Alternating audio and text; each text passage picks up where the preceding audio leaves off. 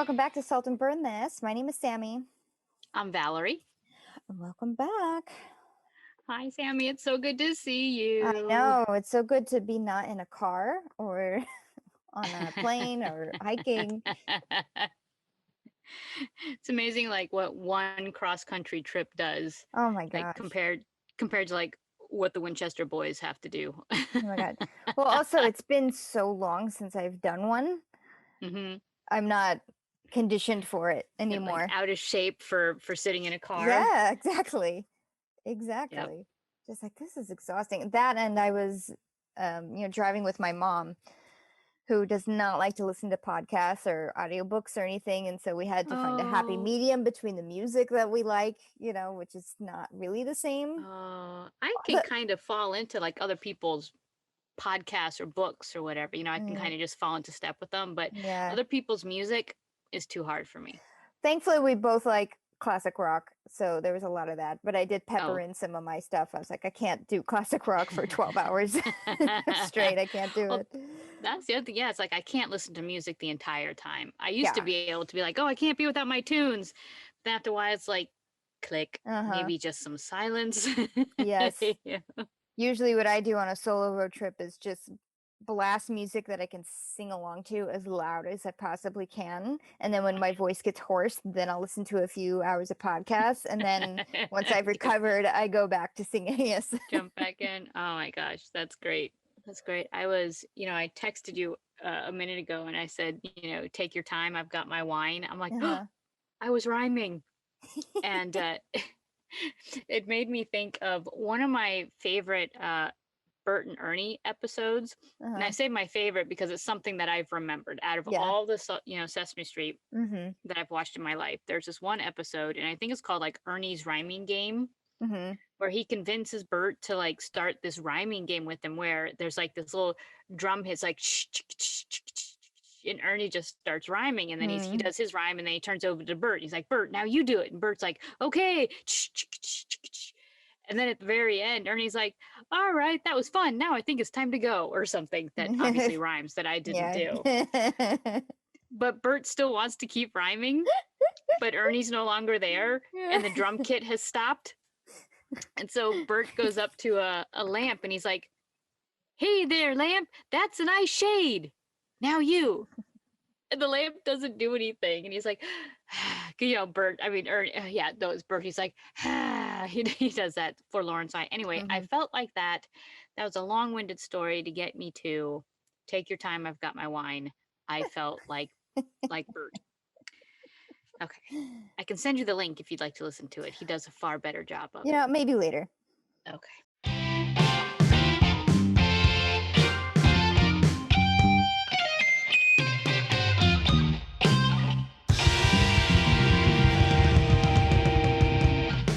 Season 1, Episode 16, Shadow. While investigating a mysterious death in Chicago, Sam and Dean run into Meg, who is thrilled to see Sam again. Written by Eric Kripke and directed by Kim Manners, the Powerhouse team. Yes.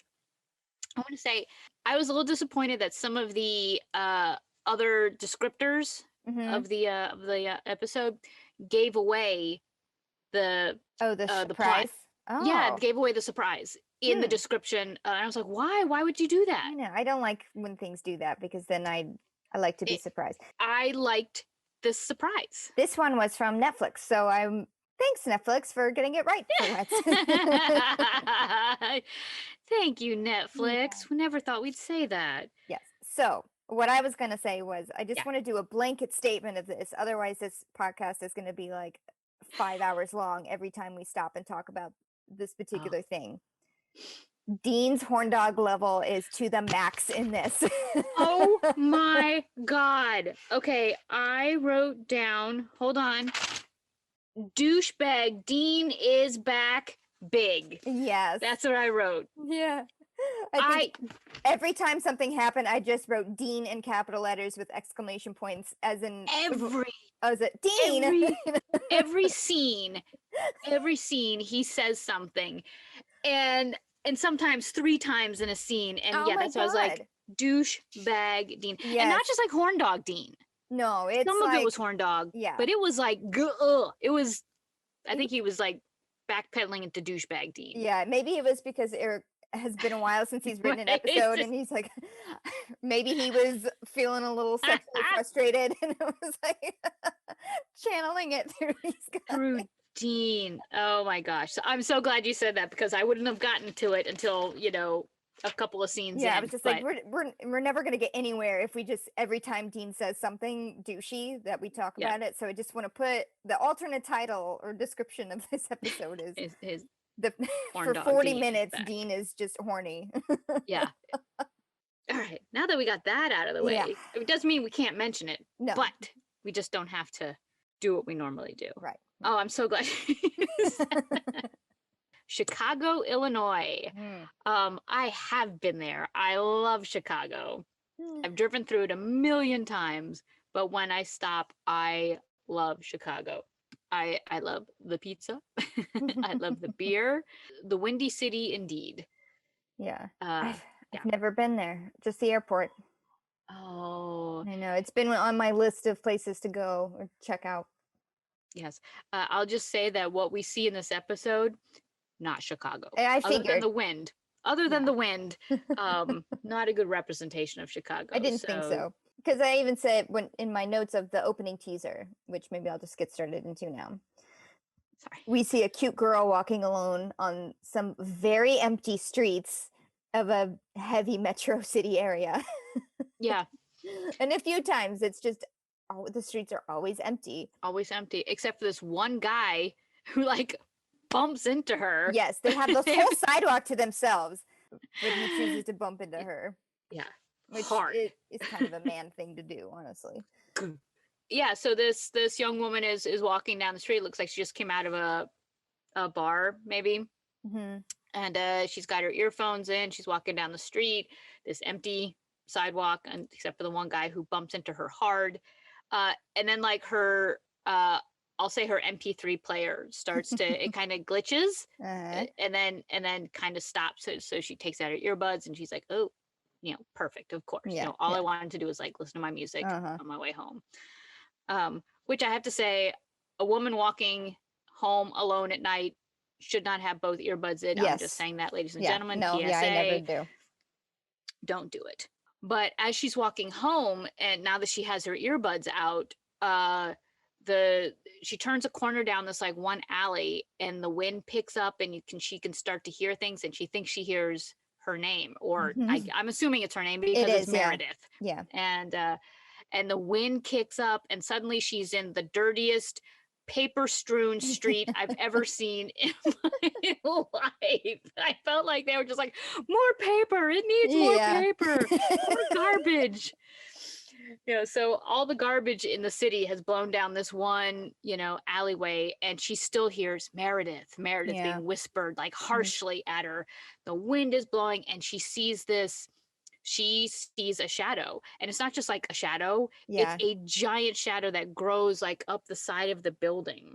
It's an indistinct figure, but it is humanoid, so it's not just like a big building or a truck or something like that, right? It's not a car going by that lit something up. Yes, it's definitely a human-ish figure, but very large, and there's no human around to account for this shadow. Yeah, she even does the typical hello, which I think people make fun of that, but I think it's instinctual.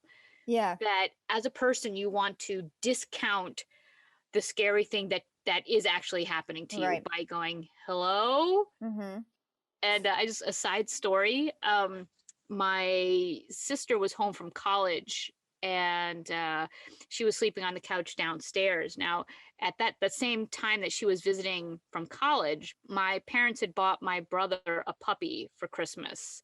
And at the time, we were keeping the dog in the basement just to keep her from, pooping and peeing in the house. She could poop in the basement all she wanted. And we have a very big basement. But the dog was making noise in the basement, and I heard her. So I came out of my bedroom and came downstairs to go and settle the dog, make sure she was okay. And my sister heard me come downstairs, not knowing it was me. She just heard footsteps. And after I was done settling the dog, I went to go check on my sister. who was sleeping on the couch. And I could see her, but I couldn't fully see her. And I was like, Lisa? And little did I know that she heard me come downstairs and go into the basement and thought that there was somebody in the house. So by the time when I was in the basement, she went into the kitchen and grabbed a knife and then went back to the couch. And so when I came into the room and was just staring at her, trying to see if I could see her eyes, if she was actually awake or not, she's under the covers with a knife. And it wasn't until I said, Lisa, she's like, oh my God! I could have killed you. So, oh no. So that human aspect of, hello, is, I get it. Yeah. So, well, I thought of you during this opening scene because like this is the ghost saying the name story. Yes, exactly. I'm like, she gets it. Meredith gets it. It's definitely saying her name. Yeah. And that's exactly what I did, which is like, hello? No one there.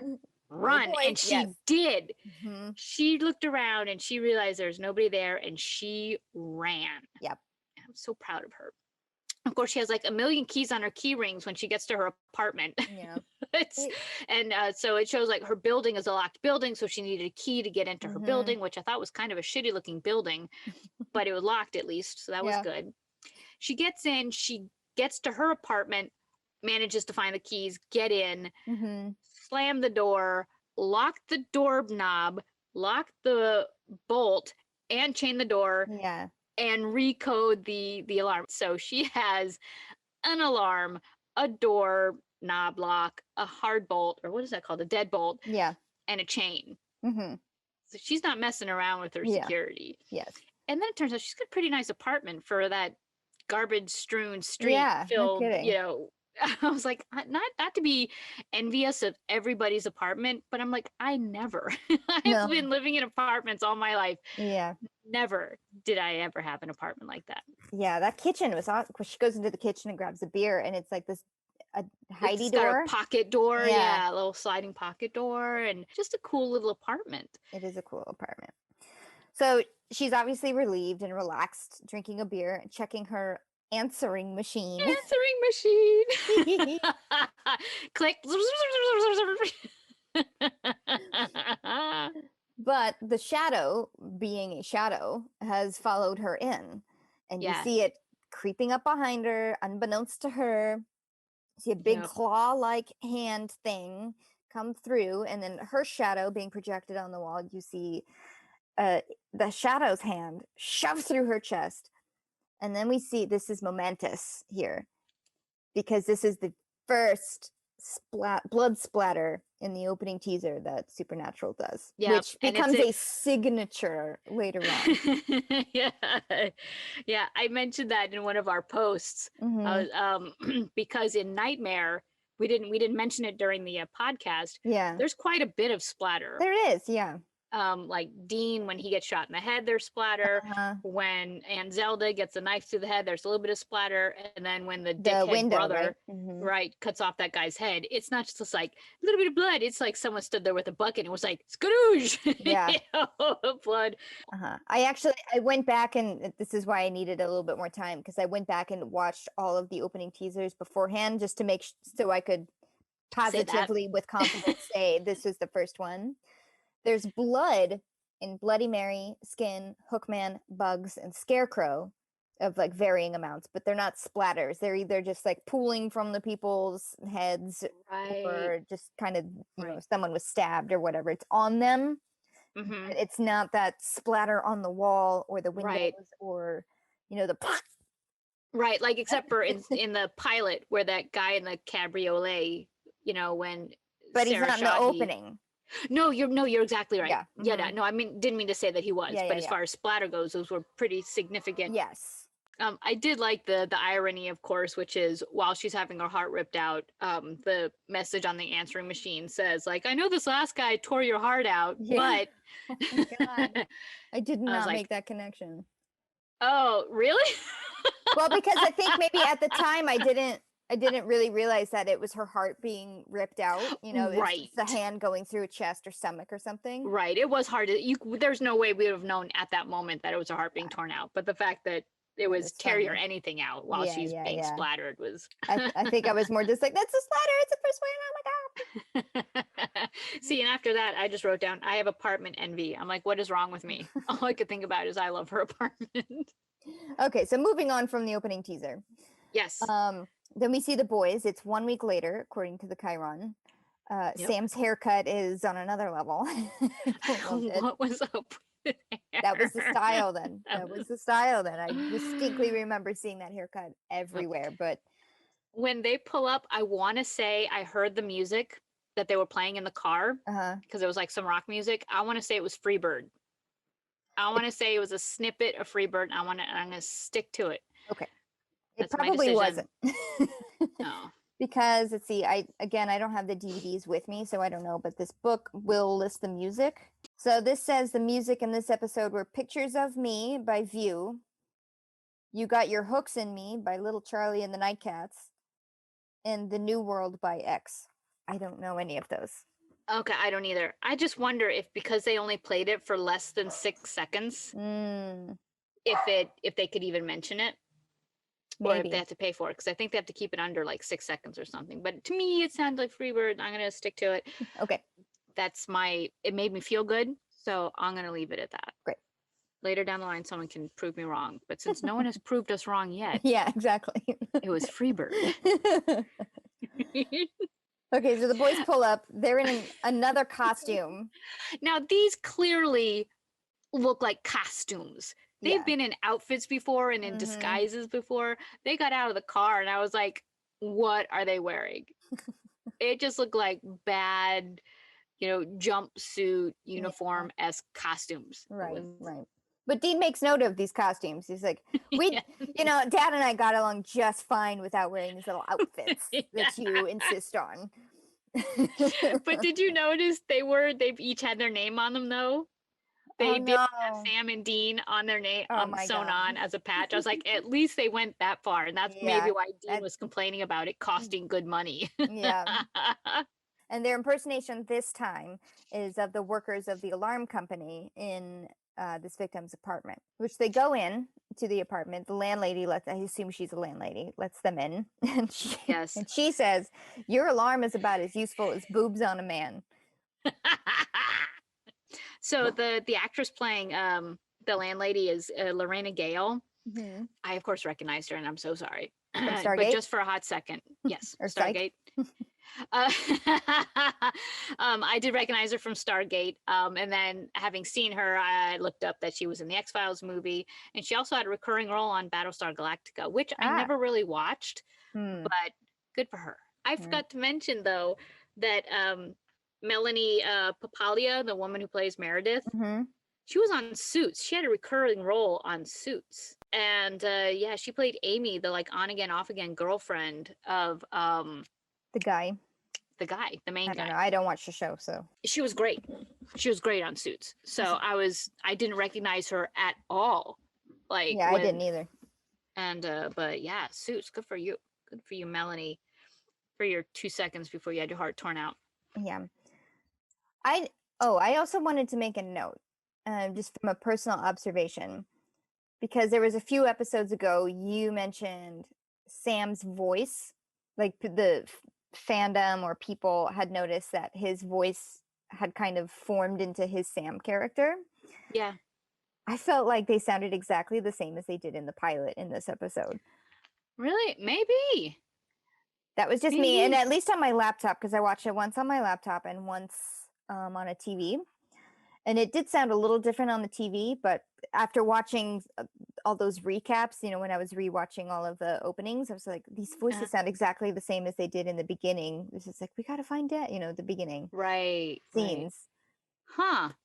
I did listen to some fan copies of like fan recordings of some of the Supernatural cons. And Jensen has mentioned his voice choices, that he actually did make a concerted choice to change his voice as the character matured to make it sound more like John Winchester. And he said, to the detriment of my own voice, but that he did make a conscious effort as the series went on to change his voice. It didn't happen like, right away, overnight type of thing. Yeah.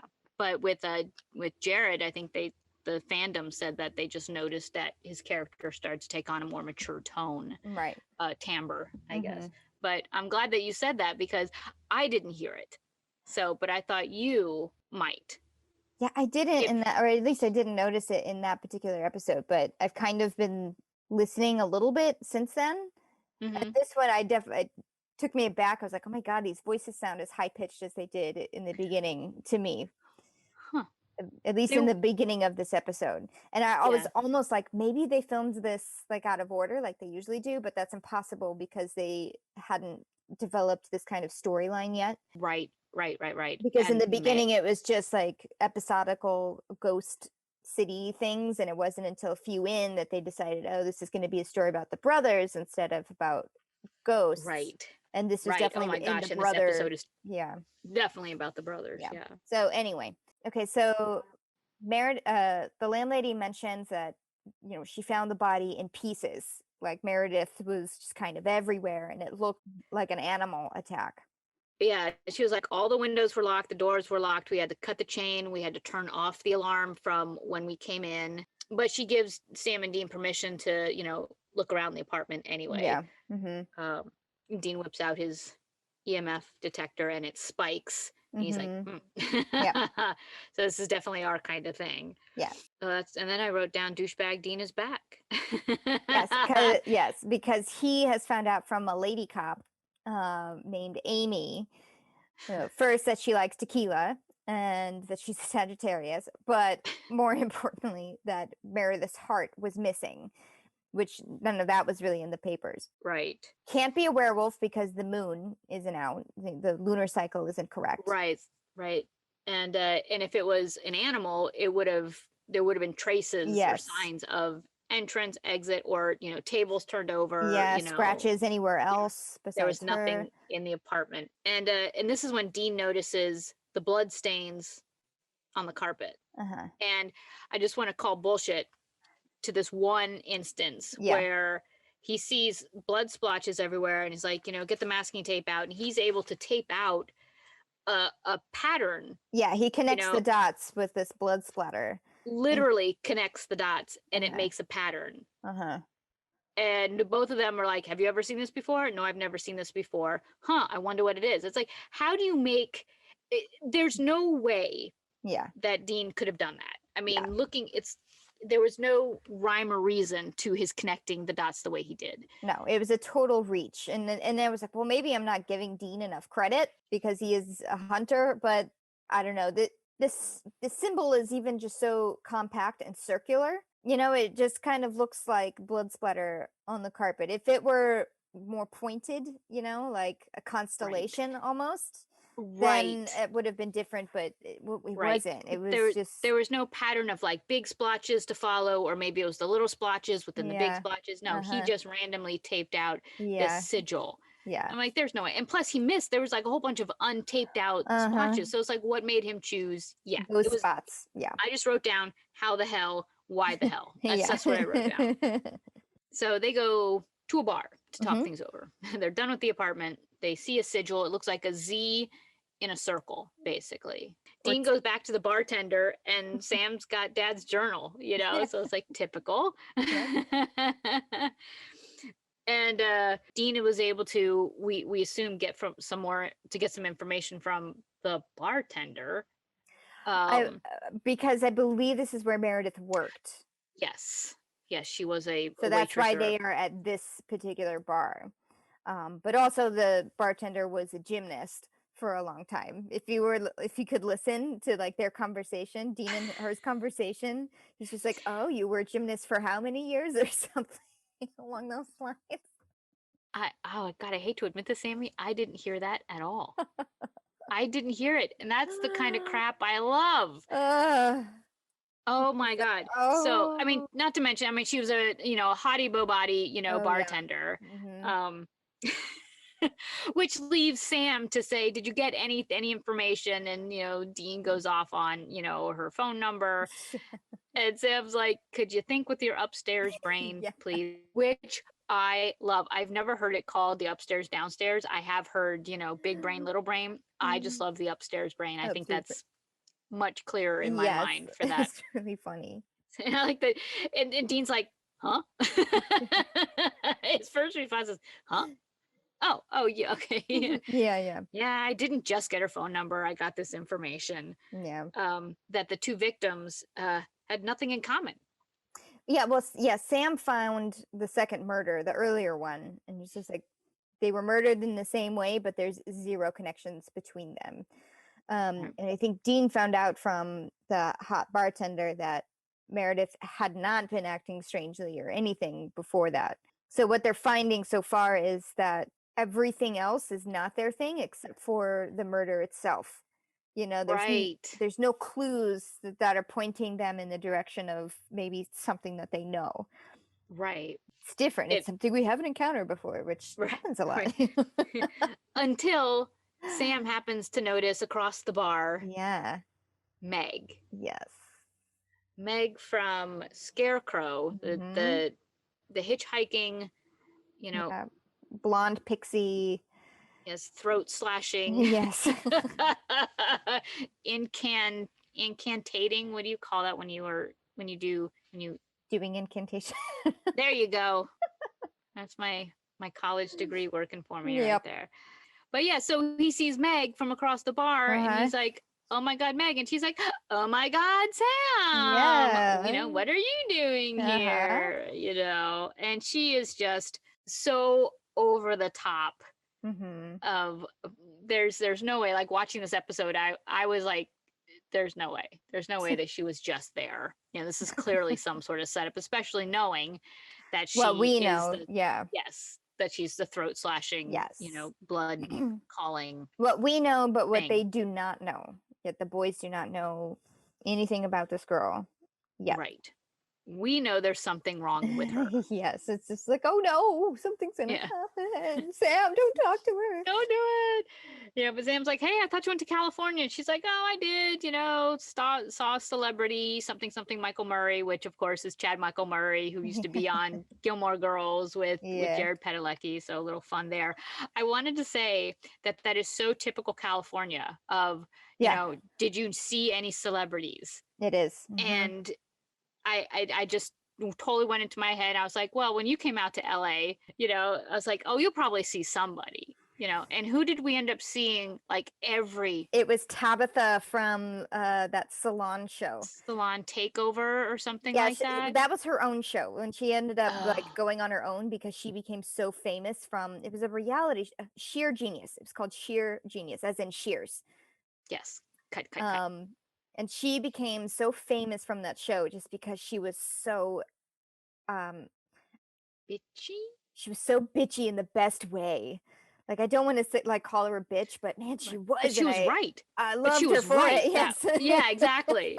That's right. But she was right. That's where you're like, oh, she Yes. nailed it. She was absolutely right. But yeah, like We saw every her, time we yeah, went out, we did that weekend that we were there. I saw her at breakfast, and then we saw her driving somewhere, and then sitting on a bench somewhere. It's like 3 times three times saw during the the same 3 days we were celebrity. there.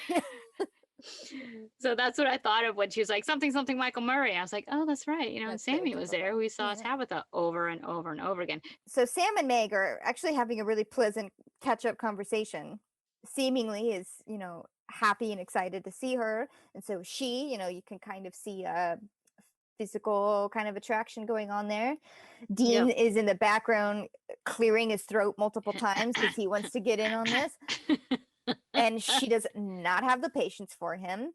She's just like, will you cover your mouth? Oh, you're the brother that treated Sam like crap, and he's just like, all right, I'm obviously not welcome here. I'm gonna go get a drink. Yeah. Try the Super bartender again. rude to him. Yeah. Super rude to Dean. I was like, even if you knew, like once Sam said, "Oh, this is my brother," and she's like, "Oh, you're Dean. You're the one who Yeah. dragged Sam everywhere against his will."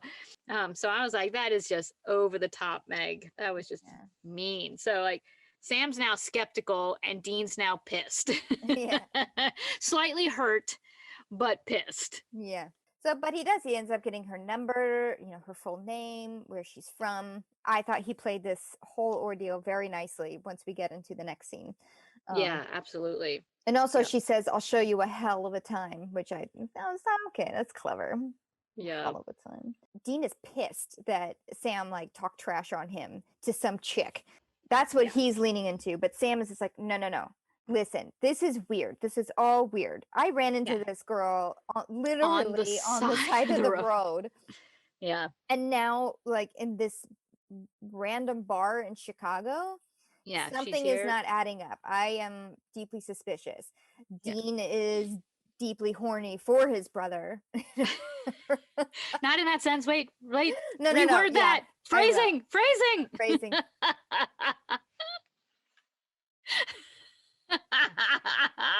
he is being a little bit too much of a wingman for Sam. There you go. Or he's just like, yes, go get laid by this chick. And Sam's like, no, I don't want to. No, you're not hearing it. Something's up with her. Yes. My interest lies in the supernatural coincidences that are happening here. Yeah. Dean says, you're thinking too much with your upstairs brain. So Sam makes Dean go do the research job. He's like, okay, you go look up this symbol, see what it means, and go check out Meg Masters and see if she's like a real person, like what's going on. Yeah, and then Dean's like, so what are you going to do? Go check her out? Sam's like, yeah. He's like, you little pervert. Jesus Christ. Yeah, overly horn dog douchebag. But here's a question I have.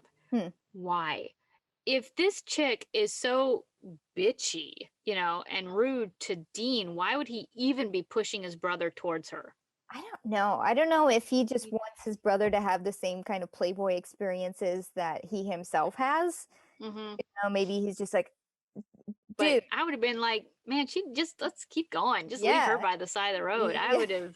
That's what I didn't get, is that every time Dean said something douchebaggery, I was like, why do you care? Because this chick isn't worth your brother's time. Right. But maybe he doesn't care about her. You know what I mean?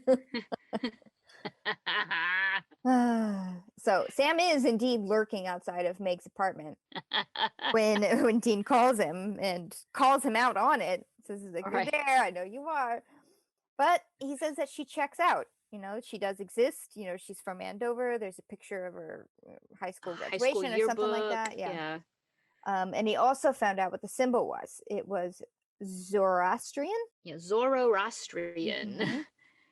Which is a thing, let's say, assigned or attributed to something called a deva, which he called basically a demonic pit bull. These are also things like real. Well, they're steeped in reality. They're steeped in an actual religion. Zoroastrian, I looked it up. They believe that there's one universal, transcendent, all good and uncreated, supreme creative deity, which basically is the Lord Wisdom.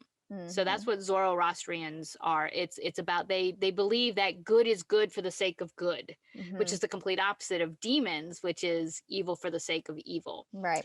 And a deva, which is part of it's also one of the oldest religions around. It's like it's been a practicing religion for more than 2,000 years, which is Dean mentions 2,000 years before Christ. It's like centuries and centuries. But a deva is, quote, a demon of darkness, gods that are to be rejected.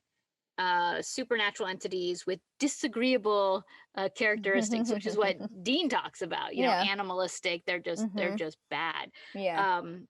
But they are more like hellhounds, which we haven't discovered yet in our supernatural journey. That they're demons that don't need to embody anybody in order to attack humans. Right. So like they don't need a corporeal form.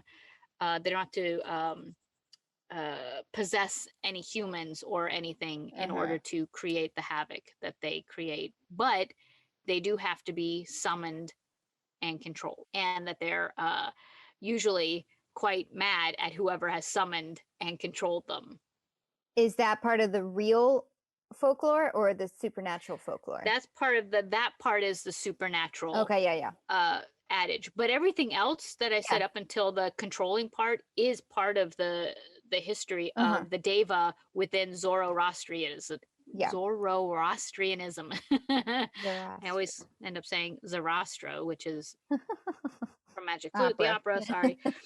So yeah, I mean, I loved that I got to look this up, and I was like, Yeah. oh my gosh, Supernatural actually kept to it with a slight, For the slight most slide. part, yeah. Yeah, So with just a slight slide. yeah, the summoning part and the fact that they're invisible. I mean, granted, I didn't do a lot of research on that, but I didn't find anything that they're shadow demons. No, just that their nature is dark. Yes. And so I Yes. think they took that idea and turned Yeah, it which into is really cool. shadow. Yeah. Hmm. So I was thrilled to look that up. Yes. Yes. So So the supernatural twist Evas. is well, this one, they need to be summoned or controlled, but they bite the hand that feeds them, Yes, yes, so to that's a speak. great way of putting it. Yes. So Sam hangs up on Dean because he just will not let this perviness go. Oh, But but before he did though, he admitted that he didn't he's like Sam's like, how did you find all this stuff out? And he's like, what? I can't read like you do? And Sam says, what was the last book you read? Dead silence. He's like, uh-huh. yeah. Just like from, what was it? Dead in the Water. Name a Hmm. kid that you know. Yeah. And there's this like, but yeah, so it turns out he called one of Dad's friends and Yeah. got the info. Yeah. Yeah. Which is still bookish if you think about Yeah, it. it is. He used his But resources. yes, then Dean kept going on the horn dog Yeah. on behalf of Sam. It's like, oh God, he's like, bite her, but don't leave any marks. It's like, Yeah, click. I would have hung up on him too. But then Meg appears, mostly topless. Doesn't have any curtains or blinds in her apartment. Is just like walking around, being like, "What shirt am I gonna wear?" I'm gonna turn on the lights so I can walk around naked in my Yes. apartment. Sam does kind of look pervy, just sitting there in his car, staring up in the window, as evidenced by the woman that caught him doing so. He like knocks on his window. Like, pervert. Yeah. I just want to give kudos to that woman who found it, her Uh-huh. duty to interrupt him and be like, yeah, asshole, what are you doing? But so yeah, Meg picks a shirt and leaves her apartment, and Sam follows her to like this abandoned warehouse. Hmm. But he's not close enough following behind her, so he doesn't like make it into any of the doors that she used to get into the building. So he's Yeah. essentially locked out, and found that it's one of those old elevators, so it's not like it's the kind of has like the cage doors that you open. Mhm. The elevator is not working, so he opens up this cage door and decides to climb up the elevator I shaft. know. He was able to climb it till he got to the floor where he noticed like an altar set Mhm. up. And there's all these like not all, but there's mannequins, like abandoned mannequins here and there, and I'm Yeah, like, yeah. I hate mannequins. Like, all I do is stare at them thinking they're going to do something. He's still kind of half hidden in this elevator shaft, but he sees Meg come up to Mhm. this altar and start doing like chanting, doing some sort of incantation. And I Yes. swear I could hear whispering at the same time. Like, it sounded like she was listening to Maybe somebody. because she was making another blood call, blood Yes. goblet call. Yes. Yeah. But she was saying things like, I don't think you should come. The brothers are here. I Mhm. didn't know. Like, I didn't know they would be here, which is slightly contrived. Um, but we don't hear what's being said on the other side. But I No. just heard what I thought I heard whispering. Sure. Yeah, but yeah, you And probably did. But she does mention basically like a meeting time and place, saying, "Okay, I'll see you there." Blows out the candles. She's very slow and deliberate with all of this. And yes, just to noting that. yes. And then she walks away. So Sam makes his move when she leaves, takes a look at the altar, which is just covered in like blood, bones, candles, things on sticks. Tarot cards. Yeah. Yeah. And that Z symbol. Yes, in blood. I mean, where Hmm. I'm assuming it's blood. Yeah. So then he Dun, makes his dun, way back to the dun. hotel room, and both brothers have news to tell the other.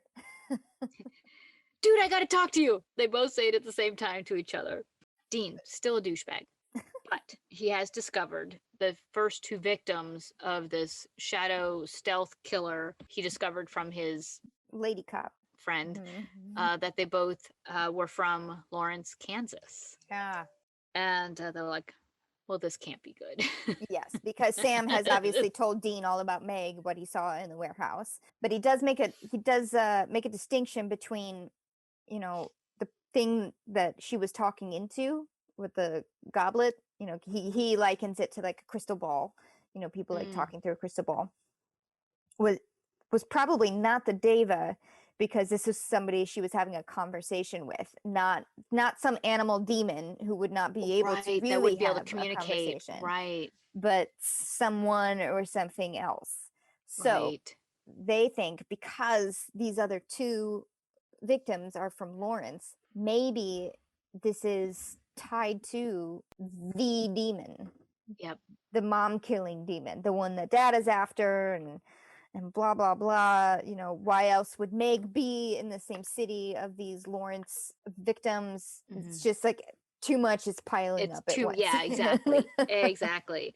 And so they're like, we got to call dad. So they call the elusive John and leave a message Yeah. because John never picks No. up the phone. I like that Dean says, I don't know what to expect, so let's expect everything Yeah. when Yeah. they're getting ready to go and see what Meg is meeting. Yes. So They're like Sam's intervening gotten, somehow. Yeah, they bring pretty much everything from the trunk. yeah. Holy water, a bunch of books, all the guns. They're loading up all the guns. There's a lot of gun Yep. noises going on in the following scene. Yeah. Nervous? No. You? No. Liars. Yeah. But then they have this like big brothers moment. Yeah. They're both, quote, not nervous for two very different reasons. Sam thinks that this could possibly be the end of their, demon hunting. Like, Mm-hmm. if we get this demon tonight, I get to go back to college. I get to, stop living on the road in a car Yeah. with my brother. I get Mm-hmm. to go back to my life. And Dean is like, yeah, but that's the end then. Yeah. That's not what I want. And Mm-hmm. Sam doesn't get it. And Dean's like, why do you think I came to get you? Why have I been spending all this time, doing this? It's like, this is my life. This is my family. You Uh-huh. know, dad, you, me, hunting, that's my life. That's my everything. Mm-hmm. And Sam still is like, you got to let me go if this is the end. If we finish this here, I want to go. That's not the life I want. Yeah, exactly. He's like, that's not my normal. Yeah. You want things to go back to your normal, but that's not what I want. And he's firm with that. And I have to applaud him for that. Like, I felt I bad for know it. Dean, because he just wants his family back, the way it was before Right. the many years it was that Sam has been gone in school. Yeah. So this was one step closer to having that family that Dean is clinging to. The Yeah. life in the car, the life in the hunting, and life with dad. Yeah. I think that two things broke my heart here. Hmm. One, that Dean actually broke down and said those things out loud. Like he Yes, was you could tell he completely was really vulnerable. struggling with it. And he does the thing that I do when I have a problem bringing something up, which is not look at the other person, Right. Right. Yes. turn your back to But them. And he still did it. yeah, he did. And that's what really broke my heart is that he made himself vulnerable, or he let Hmm. himself be Yeah, vulnerable. Um, and it didn't change anything. It right. hurt him even more. Yeah. He could have just kept going on being Dean, like, okay, whatever, Sam, whatever. Hmm. But he didn't. He put it out there, and it didn't move Sam to. I get it. Sam still needs to be Sam. Yeah. He needs to go his own way. But I felt really bad for Dean. I Yeah, I was did too. I did proud of too. Sam, but Hmm. my heart broke for Dean because it's so hard to be the tough guy and reveal your soft side only to then be hurt because you revealed the soft side. Yeah. But Dean says it's never going to be over. Yeah, but before he does all of this spiel, it's just like there's Yeah. never going to, there's never the end. There's always going to be another thing, even if it's not the big demon. There's always these things. It was just so hard for me to watch that. Dean loses his family again. I know, You I know. know, but I also, like if Sam doesn't really want that, he won't be happy.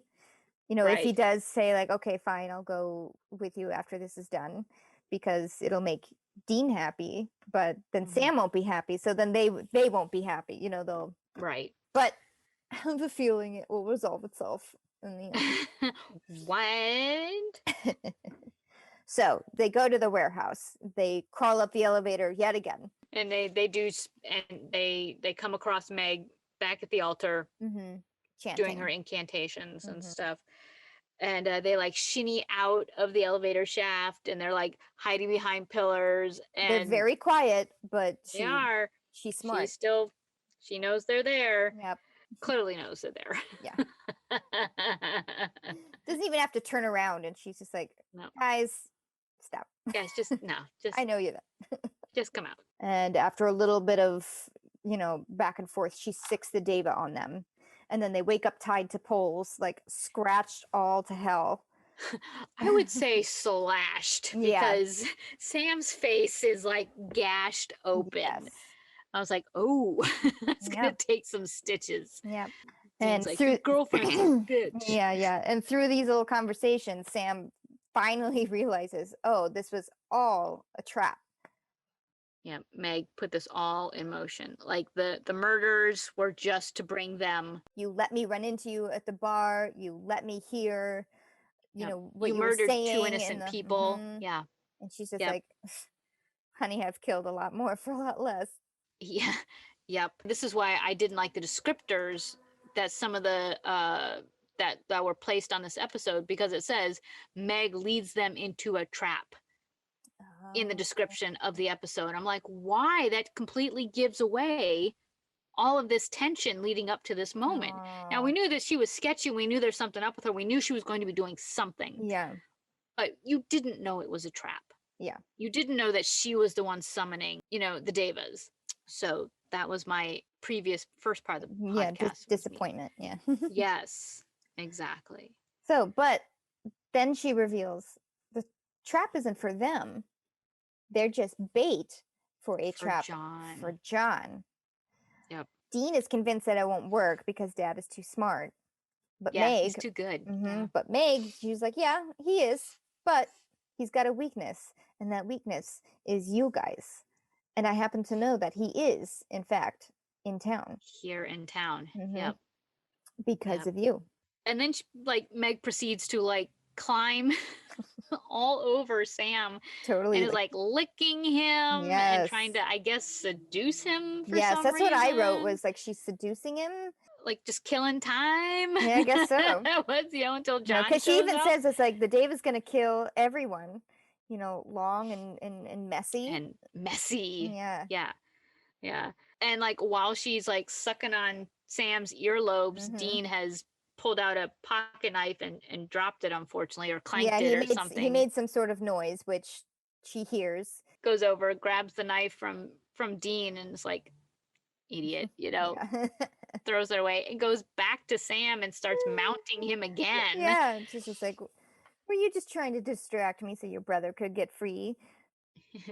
And he's again, he played this very nicely. This whole, in the beginning when he first ran into Meg and didn't let on that he was suspicious of her, running into her. And this, because he was playing along, being like, oh, I'm all tied up right now. What are you going to do to me? What are you going to do? Yeah, exactly. So then he says, no, because I had a knife of my own, bitch. Yeah. And headbutts her. And he's cut his hands free from the ropes. Awesome. And he jumps up and he knocks over the altar. And that's, suddenly we see the Devas, the shadows, because there's more than one, come out, and they grab Meg, now that they're not being bound, and they grab Meg and they drag her across the floor, and they fling, they throw her out the window. And she does that, that no. Yeah. Crashes to the street below. Sam and Dean think she's dead. And they also think that the Deva's gone. The Devas are gone because their anger at Meg is avenged.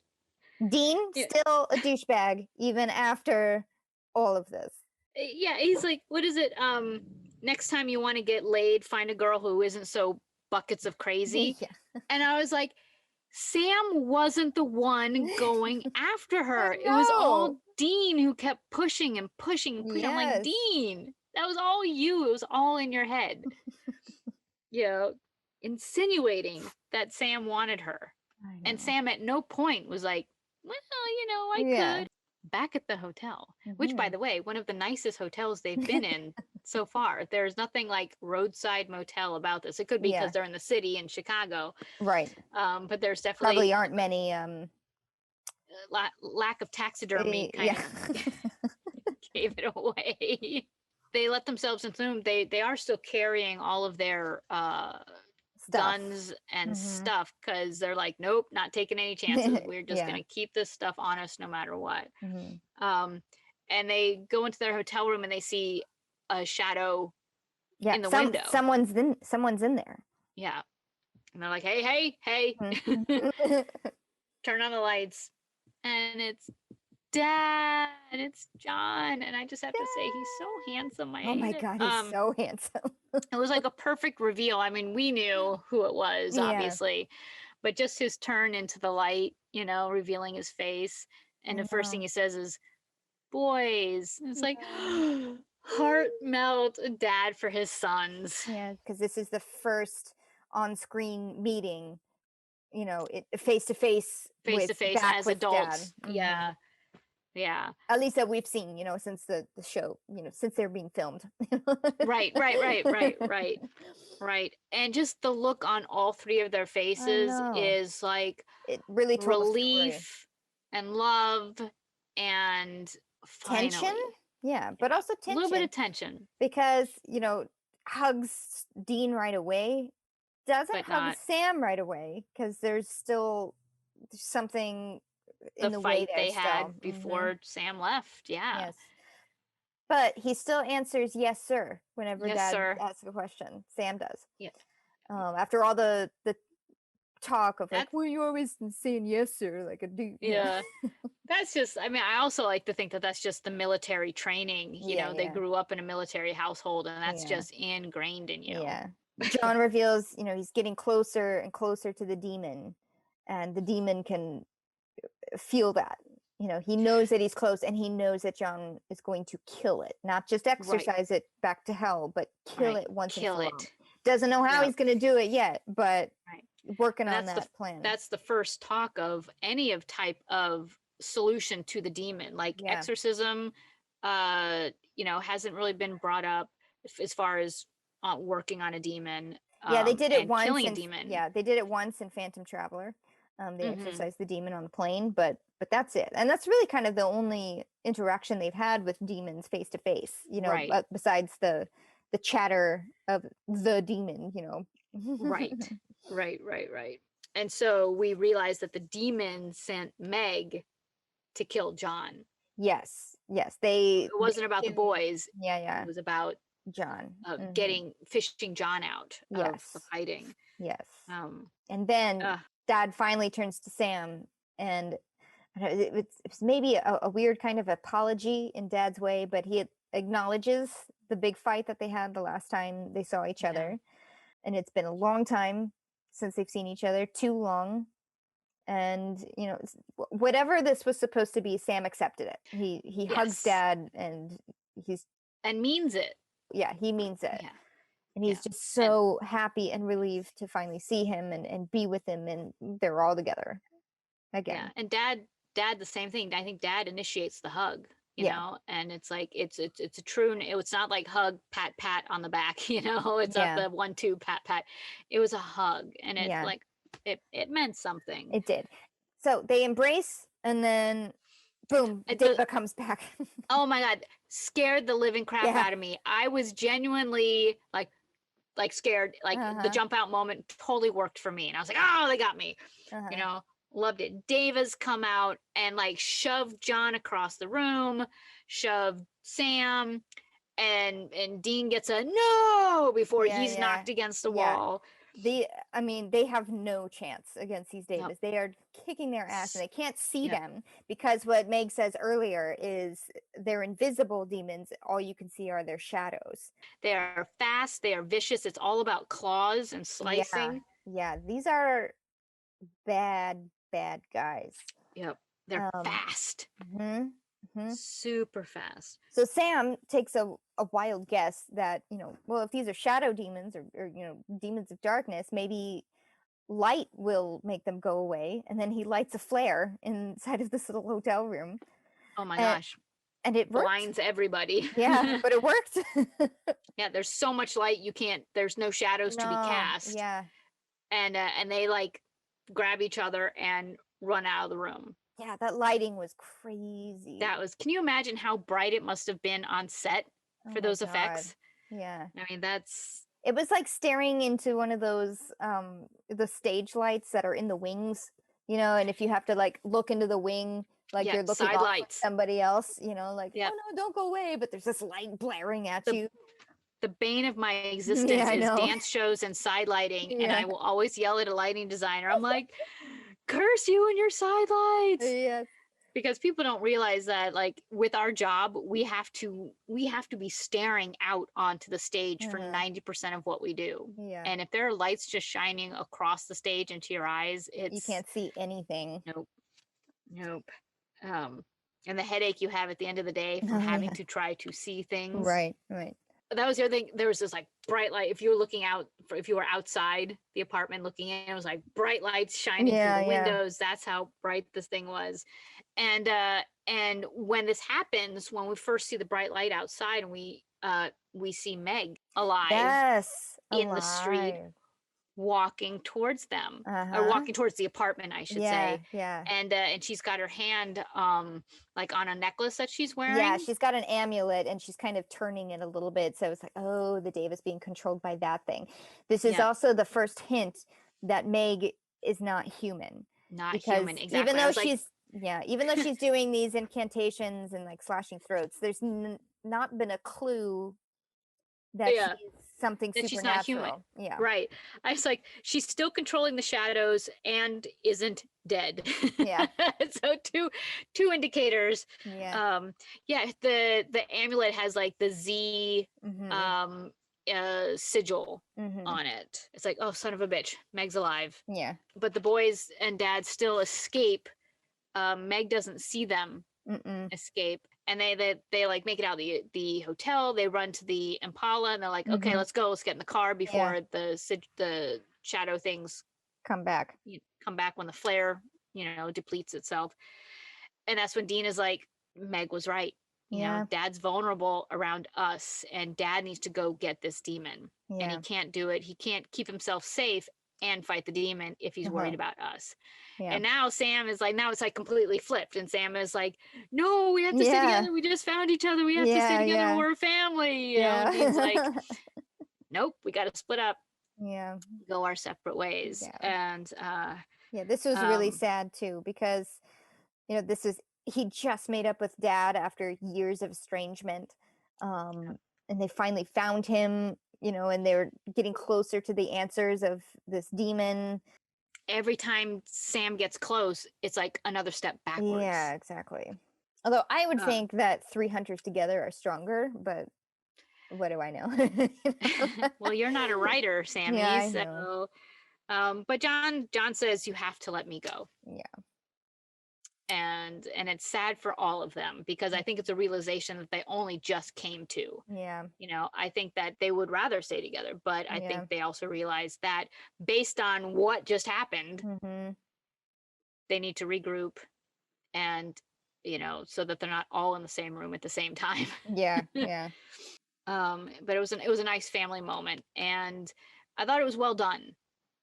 Yeah. I thought it was well done. The goodbye, basically. It was. John gets into his big old truck. I was like, his suspiciously phantom racist killer looking truck from Route 666. It would have been a scarier truck, I think, than than right? that truck.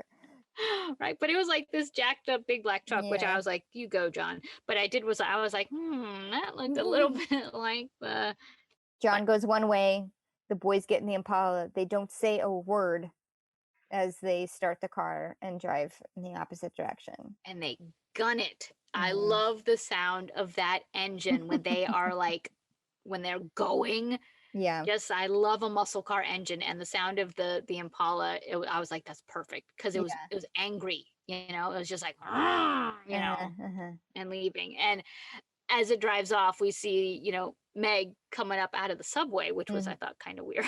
Yeah, I couldn't tell. I couldn't tell if it was a subway or the basement or something like that, yeah or one of those apartments that's like down, goes down. right But anyway, she comes up the stairs onto the sidewalk, and just looks fucking pissed pissed that that she's everyone missed escaped. Yeah. yeah that I was like way to go, you missed them completely. And Yeah. here's what I love though, she doesn't know that they went in opposite directions. She doesn't know, Yeah, or I at don't least think that we didn't see her see that the yes. guys went in different directions. She looked in the direction of the two boys rather than John. Yeah. And Yep. also, none of them know that Meg is alive. Alive. They never saw Right. her. John mentioned that he saw, her fly out the window and land on the Right. sidewalk. Right. So everyone thinks that she is dead. But what controlled the Devas? What brought the Devas back into their Right, apartment? right. So I think they had the knowledge that something was controlling them. But we don't know. We don't know what Yeah, they know. right, We just know that Meg was controlling the Devas. The right, Devas then attacked the boys even after she was, quote, dead. right. So maybe they'll come to that realization. Maybe they will. Yeah, because it could have also just been like, well, the Davis were around, the city. Maybe they're just sticking around, even Yeah. not being controlled. I wrote down, did she miss them or did she let them go? Right. Yeah. And a part of me thinks she missed her chance. I would say so, just from the look that she gave That she has to now at answer the to a end. higher, Yeah. she has to answer to somebody that she failed. Yeah. Yeah. So, and I was like, you know, this was bad of me to think this, I guess. But as they're driving off, I was thinking, God, I hope they're going to go get some medical attention because I know. because This is I gonna leave mean, some scars. Sam, I was like, are they going to like, is he going to be scarred for the rest of the Right. series? Because it was like Wolverine just like, Yeah. scratched across his face. I mean, Dean did after the second time The that they were second attacked. one. He had it across his forehead, but I was like, Sam's got some like Yeah. gaping wounds on his face. Yeah. So I'm hoping that I even wrote off. I said they both need some serious medical attention. Maybe that's why they were running out of town so fast. Maybe. But I liked this episode. I did too. When I watched it through the first time without the podcast in mind, just watched it. I did the jump outs. I listened to the sounds, and I was creeped out, and then I was happy for their for their moments and sad for their other moments. I liked this episode, and the shadow effects, of the Deva were pretty cool. Yeah, they were. They were scary, and the lighting in general was really awesome. But they were both aiming for like a film noir kind of I look. think they hit it. I think so think too. they really hit it, which could be why there was so much trash and paper, blowing down that alleyway for poor Meredith. I know. I mean, unfortunately, that was a little comical. Just, I know what they were going for, but to go from like clean city streets to suddenly down this alleyway that was just like, I think a wash.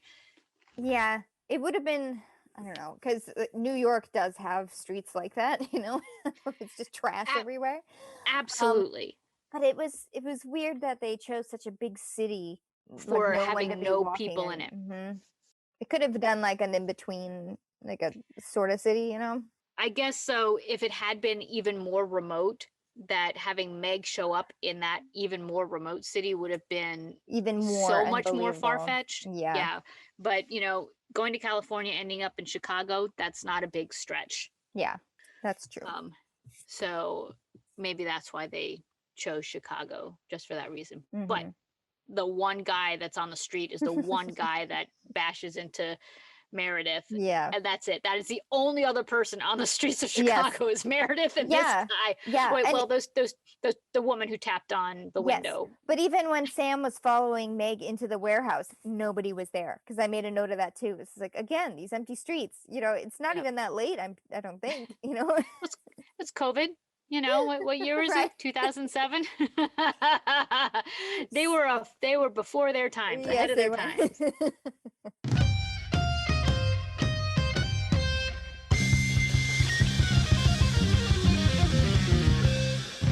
So Sam, I know you've been on the road these last few days. Almost, gosh, it's been over a week. Yeah. I don't know if you've been tuned into our social media, just because I don't know what your signal has been like and things like that. But we've had this one guy who who liked us. He followed us. And I feel so bad because he actually went out of his way to leave us a really good comment. He rated us and he left us a really nice comment and a shout out. But because he hashtagged something in it, he turned around and got like spam botted. I feel so bad for him. But I wanted to say thank you to this fan because he did a super great thing, and for his efforts. He's got an Instagram site where he's detailing, he is remodeling. No, that's not what it's called. He is what is it when guys work on cars? Shit. See, this is COVID's fault that I can't remember simple words. Restoring? Jesus Christ. Just want to note Please don't put that in there. That took like 12 minutes. I'm so sorry. I was like, no, I know what this restoring. Okay. So this guy is restoring a 1967 Chevy Impala, and he's doing it in honor of basically the Impala on Supernatural. Oh, that is so cool. It's so cool. He doesn't have a whole lot of posts, but what he's doing is really cool. So if you have a chance to check him out on Instagram, give him a like, give him a follow. I may be saying it wrong. It's Voivode67, and it's spelled VOIVODE67, which means Warlord 67, which I thought was super cute. He may not appreciate the word cute. I think it's super macho. Maybe that's the word. But I just wanted to give a shout out to him for trying to do it right, following us, liking us, and rating us, and actually giving us a nice review. So I wanted to give him it. It's really nice. Thanks, Guy. Yeah. It's like the first one from a non-friend. Right? It's not our parents. Yeah, so check him out. VOIVODE67. He's restoring an Impala, and so far looks like he's doing a great job. Yeah. He also went to some of our shout out sites. Some of our friends that we shouted out. Oh, he's gone to their sites and he went to the leather shop and thought it looked really cool. Yeah. So he went to Heat and Hearth, yes. So be like Voivode67. Go visit our sites. Go visit our friends' sites. Leave a review. Like our stuff. Follow us. But don't hashtag Spotify because that will... Do not hashtag anything you don't want spam bots to attack you for. Thanks for listening. Like we said earlier, find us on social media at Salt and Burn This Pod on Facebook and Instagram, at Salt and Burn This on Twitter. Like, follow, subscribe, rate, please. We would love it. But thanks for listening to Shadow, and we will see you next week for Hell House. We will meet some fun guys. Not the mushrooms. I can't wait. But I can't wait. I know. I remember this one, so I'm excited to see it again. Yeah, me too. They're fun. All right. See you next week, guys. Bye. Bye.